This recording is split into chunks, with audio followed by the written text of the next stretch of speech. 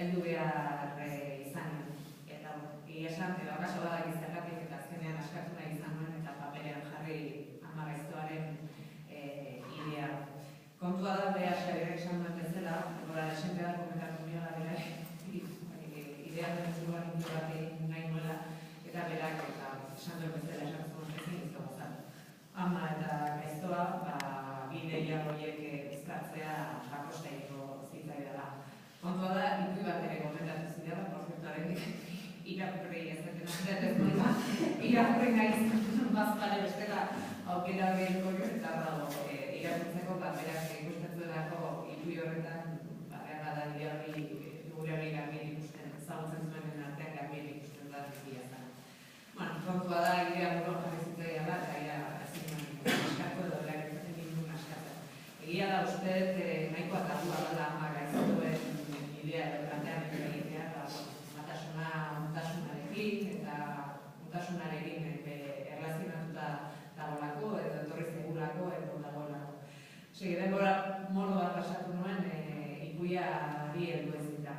Galdetore egin nuen, inguruen, zuen zer gaizto bat. Eta egin bere eritzi edo bere irudipenaren aurka galdetzen dien guzti esaten ziaten ama gaizto bat zara bere aurrak abandonatzen zituen ama bat.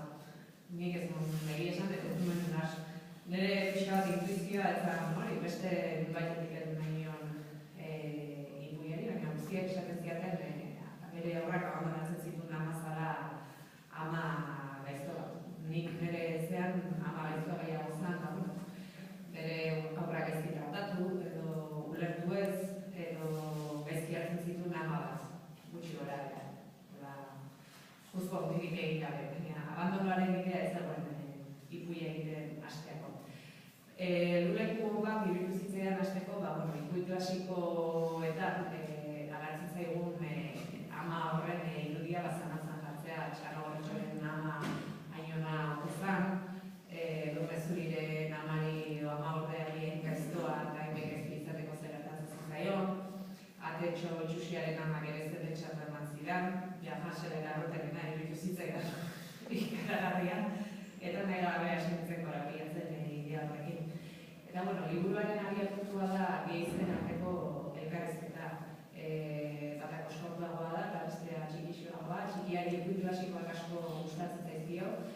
Eta, heldua txikia zirikatu nahian, hasten zaio esaten, ikui guztiak gezurra ginaba, eta batez ere ikuietan agertzen bidean eta zezpidatzeko, parte honekoak ez direla.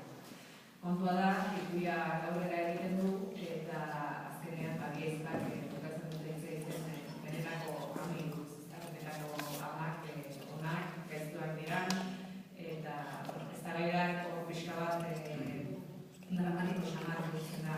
Irakurlea bere gara konturatuko da, alabazak hori karte zei bat pasatzen ari dela. Bere benetako amak maite ote zuen edo ez galdetzen dio bere buruari eta horretik sortzen da bere ezin egon guztiago, ez?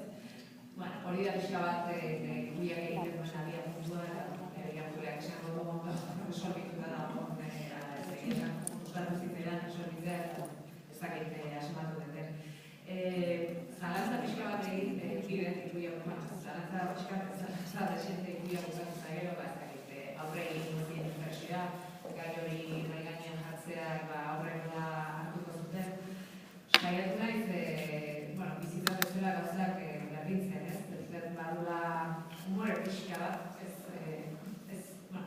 ez asko, dramatismo puntu bat badu ikuiak, eta azkenean ustez lehendu egiten dela, eta maitasuna loratzen dela, lore baten bitartez. Akaso, Xabierrek arrazoi izango zuen.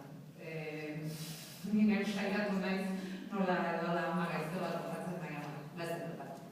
Kasi lote horreko. Zertapatu ezakit frustrazio txiki bat idazlearen aldetik, ze hori egiten saiatu dut naiz, baina ez ikusten dut. Eta azkenek hasi izango dut maitasun historia bat loratu dela. Bai, maitasun historia bat dauden eta ez dauden amen alde, eta egon diren eta egon ez diren ama alde. Eta, kasi izango ez dut, lasaiago ere gelditu nahi zela.